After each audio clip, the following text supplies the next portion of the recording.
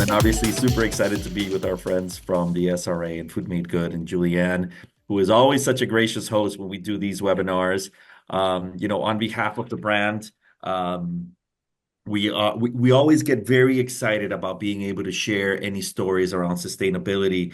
And one of the great things that I see in the industry happening now is more recognition to people that are living that, or at least are taking a step in the right direction in that journey to sustainability. And that's why we're celebrating one of our partners and one of our winners here today. Thank you, everybody, for your interest, and hopefully you guys drop some questions for us at the end and see what we can learn from people who do it right, like Maroma. Brilliant. Thank you so much, Luis, for that intro. Thank you to everybody who's joining us from all over the world. As you know, this is one of our webinar sessions for the Sustainable Cocktail Challenge. We're really excited to be joining and having these global conversations to share good practice around the world, and hopefully some inspiration that you can all take from today. We're doing things a bit differently this morning. So there is a chat for today's webinar, which means you can ping us some questions, and feel free to drop a question in the chat. We'll be checking it kind of throughout this morning's discussion. And that question can be for Luis and the Flor de Caña team. It can be for our kind of amazing guest this morning at Maroma, or for us, the Sustainable Restaurant Association team with Food Made Good. So please feel free to engage in that way throughout our conversation. So we're going to jump in with some questions for our panelists. As always, we're trying to gain that sort of inspiration for all of you that might be either participating in the Sustainable Cocktail Challenge or inspired by the Sustainable Cocktail Challenge to drive some change through your bar wherever you are in the world. So first things first, can we introduce our wonderful guests? I'm going to hand over to Osvaldo and Jimena to please introduce yourself and tell us a little bit about your approach to sustainability at Maroma. Okay, thank you, Jimena. Thank you, Julian, for the introduction. Thank you, Luis, for having us this morning. It's a pleasure for us to share this moment to all of you. And well, about me, I'm Osvaldo Paez. I'm an environmental engineer by profession, and I have a master's degree in environmental management. And I've been working in the field of sustainability in the hospitality industry for almost 7 years, and in Maroma for 2.5. And yes, then this is something about me. I really love to work in projects related with sustainability to help communities to support their growing and etc. And well, thank you. Nice to see you, everyone. And my name is Jimena. I'm a mixologist here in Maroma, Belmont, since the renovation started, like 2.5 years.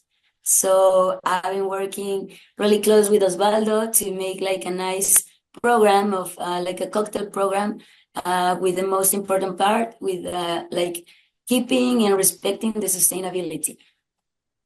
So for me, the sustainability is really important, and it's about like how we support and how we make the cocktails using like local resources, local suppliers, local spirits, liquors. So here in Maroma, we have a nice local program in Mexican resources. So it's really important for me, and I enjoy to learn more every day about this beautiful part. And I think I just want to jump in there. I've been to that area in Mexico, and it's absolutely beautiful. And so I would imagine that taking care of and maximizing the resources and taking care of the area and all the greenery and all that stuff is something that is very important to that community. As is, I've seen how many places in that area really focus on giving you that sense of being in touch with nature, having those pristine beaches, having the forest right next to you, and then being able on top of that to offer you culinary and drinking experience where, you know, the resources are maximized, the everything is locally produced, and every inch and every part of those fruits and vegetables are reused and repurposed. I think it's a wonderful thing to see happening in real life. Yeah, absolutely. And I think expanding on that, maybe, Jimena, let's talk a little bit more about that approach to sourcing and what you look for when you're thinking about ingredients. So you just talked about prioritizing those Mexican ingredients to give that sense of place. Tell us a little bit more about how you approach building your Yeah, absolutely. I mean, in this area, we have nice vegetables and fruits, like endemic fruits from this area, and also like liquor spirits from a specific here. So we use, for example, there's a nice citric, which is the sour orange. It's local, so it's endemic from here. So we are like we replace that citrus, like lemon, lime, or grapefruit for this local sour orange, and we use in most of the cocktails. And there's also orange liqueur that we use. It's made from the same orange. For example, the typical orange liqueur that we know for the classic margarita, the Cointreau, is made with French oranges, and we know that it's like a classic cocktail. But here we have our house orange liqueur, which is this local liqueur. So we have a nice contact with these suppliers, and also they produce a nice like quality liqueurs. But I mean, to support this type of suppliers is nice for us. Also, we use seasonal fruits. For example, now we have a nice mocktail, a tasty mocktail for a restaurant, the signature restaurant that we have in partnership with the Chef Kurdistan. And this mocktail is one of the most popular. Is with non-alcoholic liquor. We use sour orange, which is our part like local ingredient. And also I change the guava. We use like a guava syrup or almíbar. And then the supplier send me like the seasonal fruits, and then we can replace the fruits for the seasonal ones. So That sounds also, delicious. yeah. That sounds It's delicious. really nice. I I, mean, easy I, to. I would only add like an ounce and a half of Flor de Caña rum, and I feel like it's gonna be perfect. Actually, the people But ask for. mocktail for everybody else. Yeah. Actually, for that cocktail, some people likes to add rum or some tequila, so it depends. But normally, I recommend rum because the type of the cocktail is that style. So we You're try making me happy, to. Jimena. Thank you very much. Yes. Will be a pleasure to having you here, maybe in the next month or someday, and maybe you can see and taste it, because it's Yes, I not the think same my when you boss taste it when you is see it. watching the seminar, so now I'm tying. I'm writing it down. I'm invited to Playa del Carmen to go, try these cocktails. So Yeah, I'm there in yeah. 2025, just to I'd love Perfect. to Sounds hear. good. support sustainability. Yeah, Perfect. exactly. And I'd love to hear also, if you, just really quickly, Jimena, a couple of things that I want to really highlight that you've said there, because I think they're really important for others listening.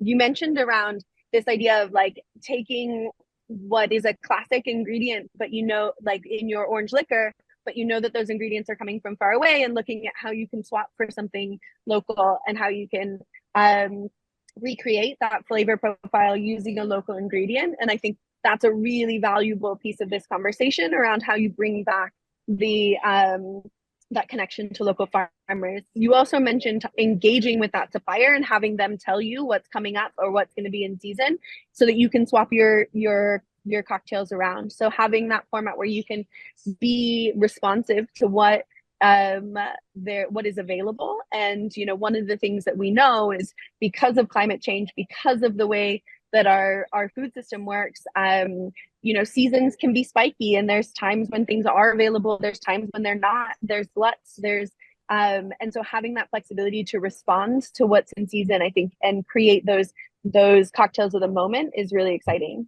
Yeah, I loved hearing about it, just because it sounded like she needs to participate in the Sustainable Cocktail Challenge and win it and come participate in Nicaragua. I mean, it's exactly what we're looking for. We created that competition so that bartenders and bar managers and people around the industry got inspired to do exactly that, to find what's local, to find what's seasonal, to find ways to use every single part of those ingredients in creating a cocktail. And of course, by using Flor de Caña as a base, you're using a carbon neutral and fair trade certified rum. So the sustainable practices are there, including the base spirit on top of all the other practices to create that cocktail. So hopefully, hearing people like Jimena and Osvaldo and the people from Maroma,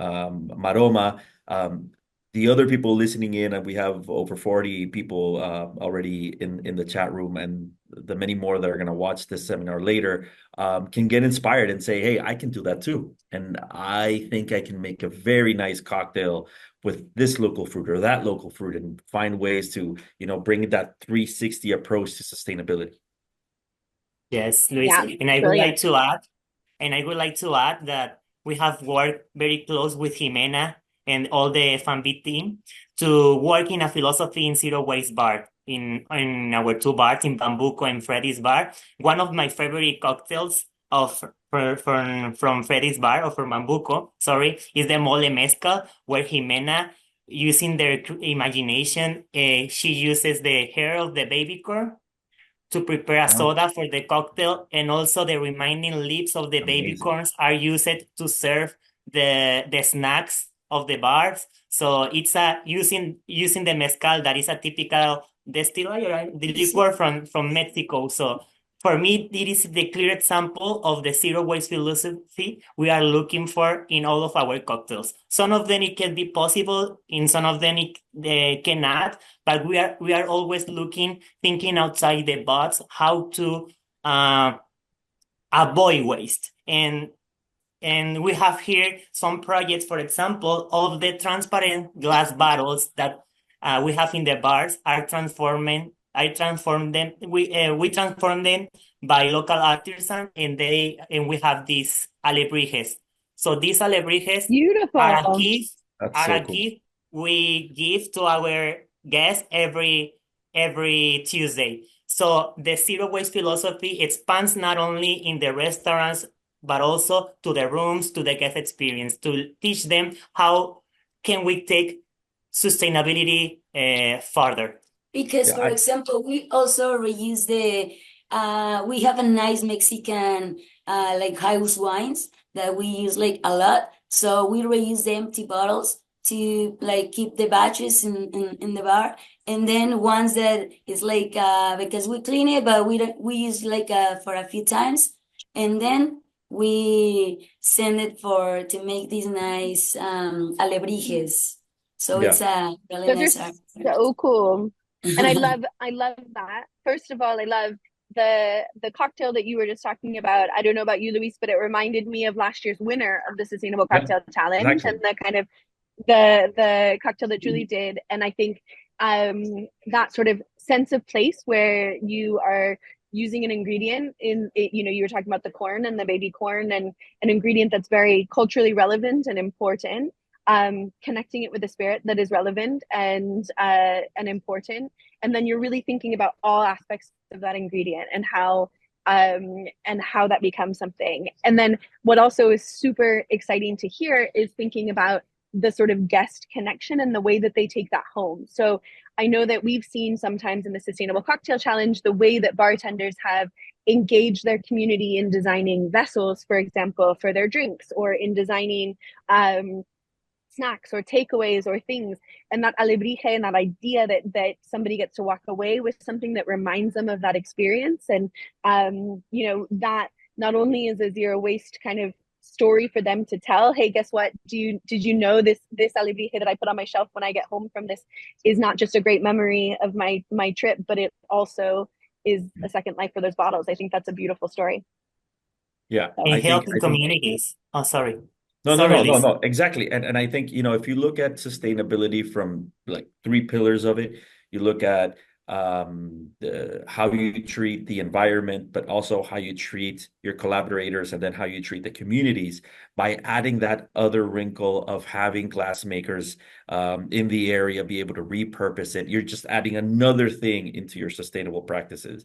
And I think the problem that most people face when trying to go down that path, down that journey, is the word sustainability itself is kind of cold. There's no warmth to it. So it's like, Yeah. how do I give it that warmth? How do I make it engaging? And I think the storytelling behind something like what you're doing, where it's not just from field to glass, but after the glass, there's still more going on. I think being able to tell that full story just makes people who are interested in that much more interested in that. And if you've never actually thought of sustainability, now it gets you thinking of it in a cool, entertaining, engaging way. And that I think that's the key to success. Yeah. Were you guys gonna add a little bit more to that? Yes. Another program we are working together in order to reduce our waste. It's, for example, one of the cocktails that Jimena mentioned in Wooden. For example, she used the guava for the preparation, but we have a remaining puree of the guava. So if you think in that, it could be a waste. But here, what we are doing is to work together with the Bank of Food of Mexico. So all the guava puree used for the preparation, we pack it in this and we send it to a community dining room so they can create desserts about that. So we are helping for feeding 45 children every day, sending them the reminding purees of the preparation. This is, for example, in BART, we also have this the best practice implemented in kitchen. So there are some of the initiatives we are working, not only to avoid waste, but also helping community. That's amazing. Yeah, And I think because again, sorry, go ahead, Jimena, what were you gonna say? that's really nice because I've been working in bars and in resorts, and it's really hard. Like not all the resort has this opportunity to don't waste these for example fruits because normally you try to use it in other cocktails, but you cannot use all the puree. So if we are like a realist, realistic is like something that we can do like to help other people because these preps are made with no contact with alcohol. So we have a laboratory where we produce everything. So it's really clean the way that we make this like a process to send these purees to these communities or Amazing. yes. That's so What I cool. love to hear too is realizing that like you don't always need the answer on how to use everything, but what you can do is find a partner that can use the other pieces. Do you know what I mean? So sometimes we think that sustainability means that we have to, you know, use every single piece of that ingredient. And then sometimes you end up with things that like maybe intellectually seem like a good idea, but they don't actually taste good, or they don't actually, you know, it actually doesn't serve the purpose of what you're trying to do in the bar, which is have a high level cocktail experience, have this really wonderful quality. And so sometimes the answer is partnership and realizing that there is another person in your community that can use that thing to a greater value than you can. And that can look like, you know, food going to communities. That can look like waste going to people that can reuse it or sell it on, or other kind of values. So realizing that you exist in an ecosystem of community partners and stuff is a really great thing to look at, and a thing that all bartenders, you know, wherever you are in the world, you can look around and see what is your community, you know, what do you have available to you on your doorstep? How can you build those partnerships that are lasting? I'm gonna move on to I'm conscious we could talk about these things forever, and you guys have so many great stories. What I would love to hear, I think you were just mentioning, Jimena, that, you know, not all you've been working in the industry, and you guys are lucky that you have those resources. I would love to hear from both of you guys on some positive changes that you've noticed in the industry since you've been working in bars or since you've been working in hospitality. How have you seen things change for the better over the last few years? Yeah. Well, for me, I've been working in hospitality since almost 7 years. And for me, when I started in my city in Mazatlan, Mexico, I started there to work there.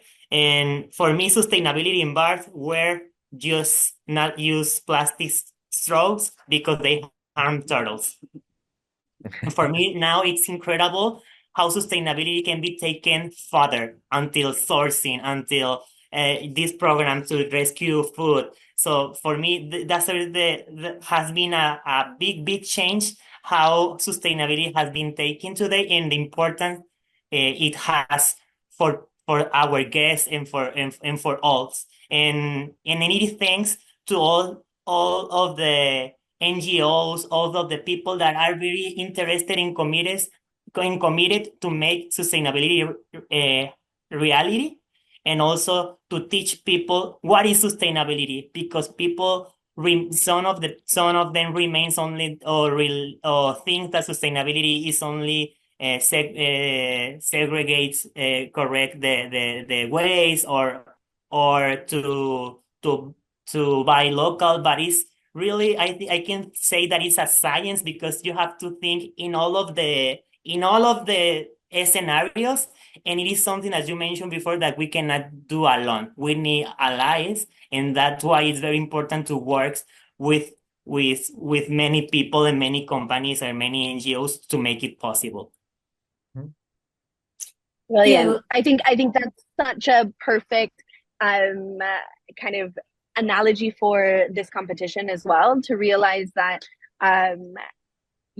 people come at sustainability thinking it's just this one thing or just this other thing, and actually it's this rich tapestry of all of these ideas that you can weave together, and getting inspiration from, like you say, NGOs, but also from the industry is so important for us to all continue to move forward. Jimena, what about you? What have you seen in your experience working in bars? Well, I mean, a lot, honestly. But I think it's a good trend. This part of the sustainability in the bars.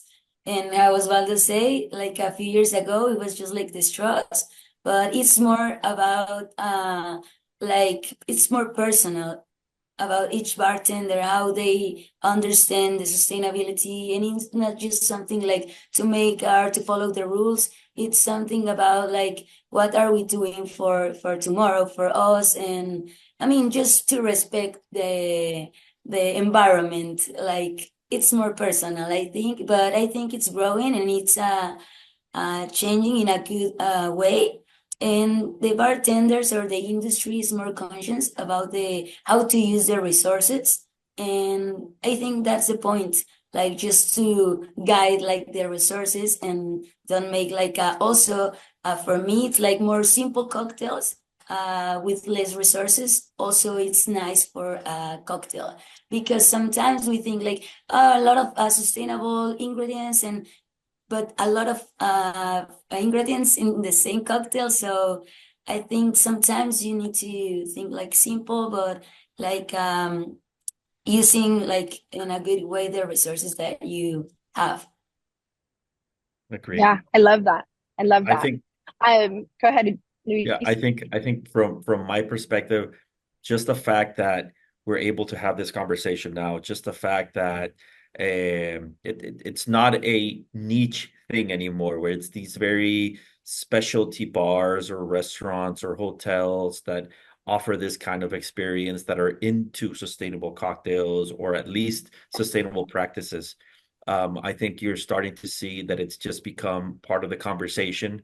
And although their main focus might not be sustainability, everyone's trying to be more sustainable. So just the fact that it's part of the conversation now is amazing. And then when you have places like Maroma, who are a 50 best hotel, that also offer this and can do it successfully, just shows you that with a little bit of vision and with a little bit of purpose behind what you're trying to do, it can be successful financially as well, and successful in terms of engagement with your patrons at whichever level. So very exciting for us. As a brand, we started this competition and we've seen year after year more people interested, more people engaged, different types of bars that are becoming interested in the competition.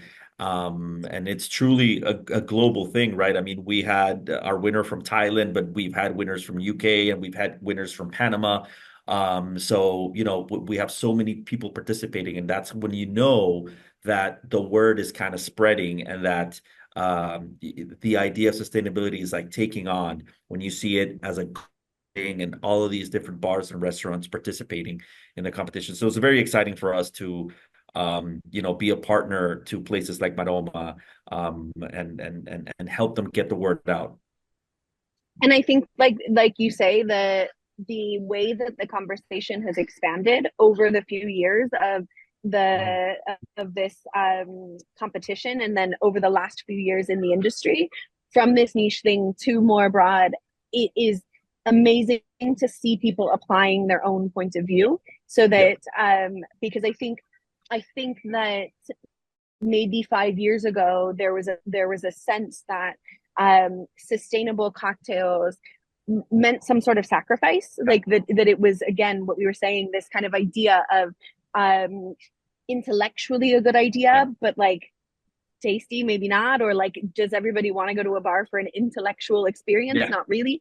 And I think what has been shown time and time again is actually all of these things interpreted through the creativity of a bar, through the creativity of these beautiful venues like yours in Mexico, reminds people that there isn't sacrifice involved in we can create these beautiful experiences that also are respecting nature and that are also engaging with local communities and farmers and all of these sorts of things. So thank you, guys.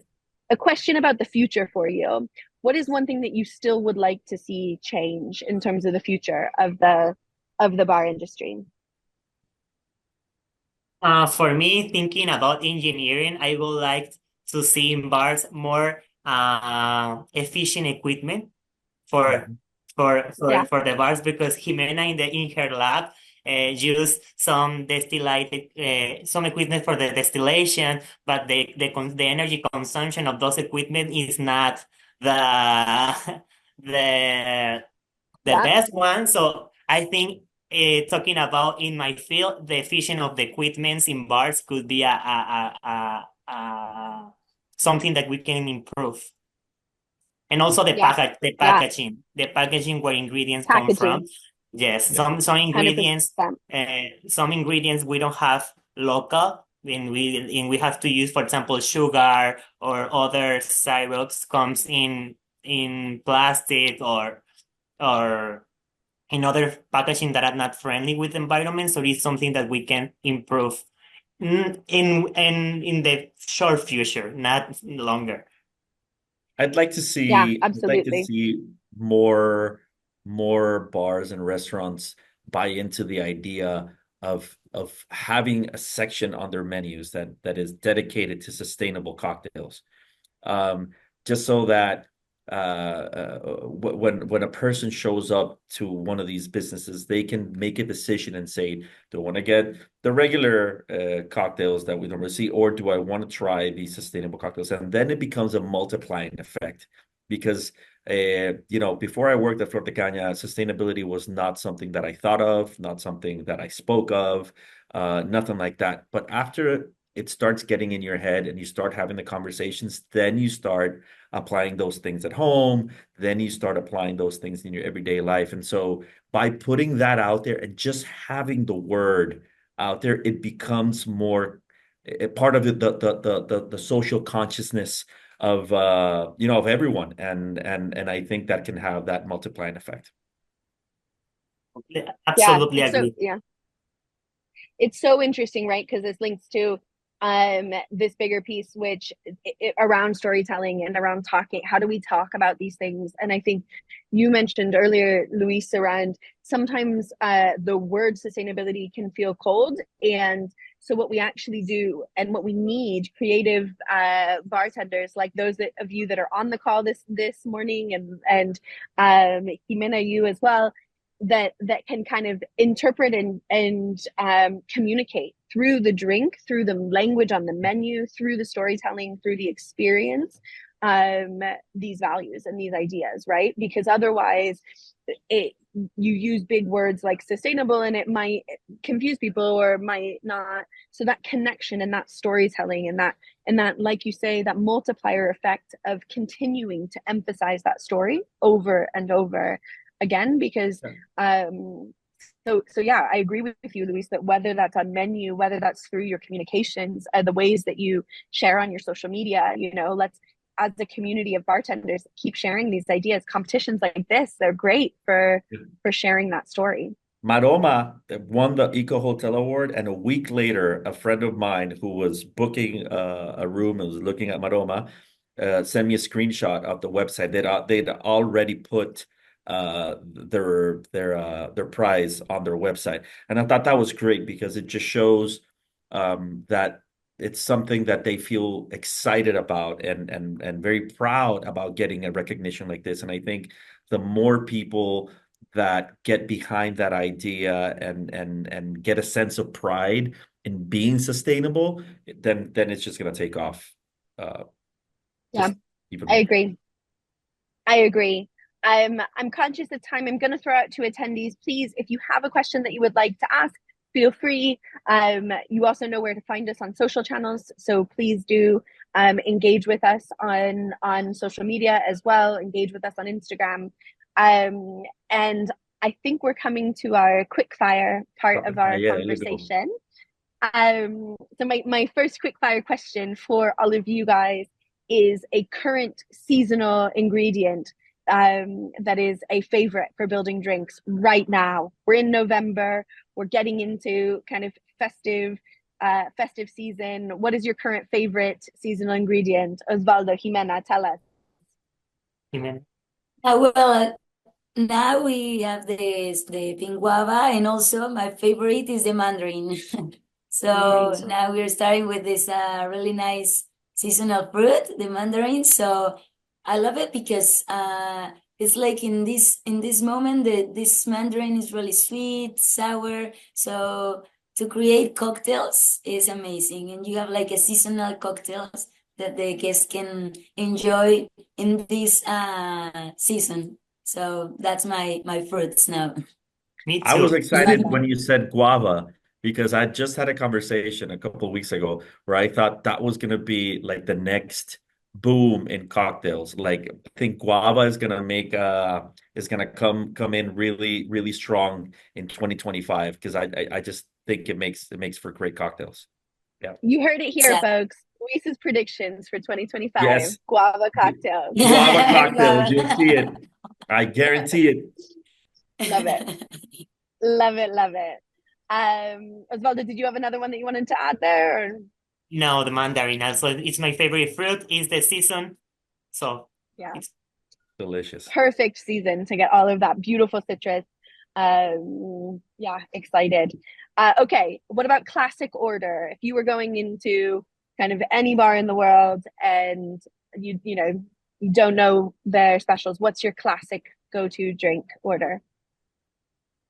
Daiquiri. For me, Jimena, yeah, go ahead, Osvaldo. Okay. For me, the mezcalita. I love mezcal, so mezcalita is for me.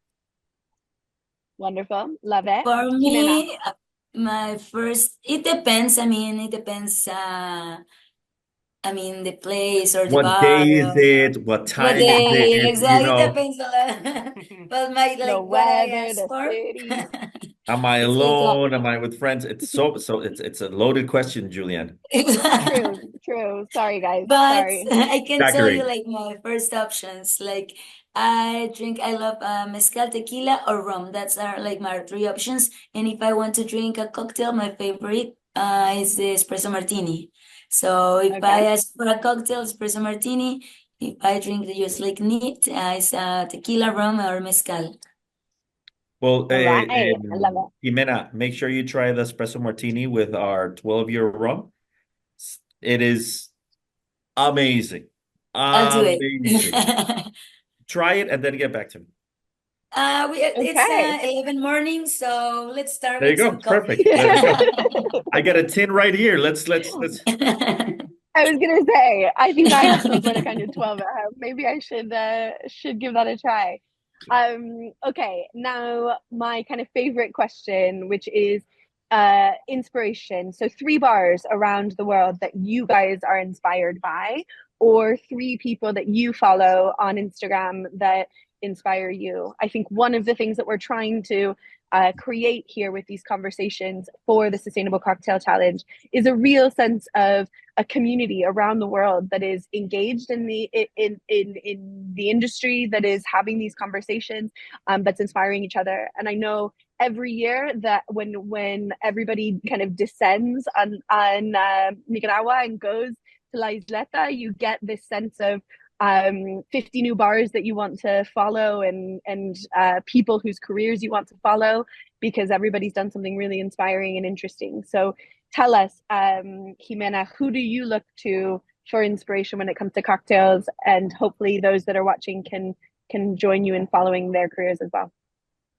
Yeah, well, first, we have a really nice, beautiful partnership and collaboration with Handshake. So for me, I mean, it's the best bar.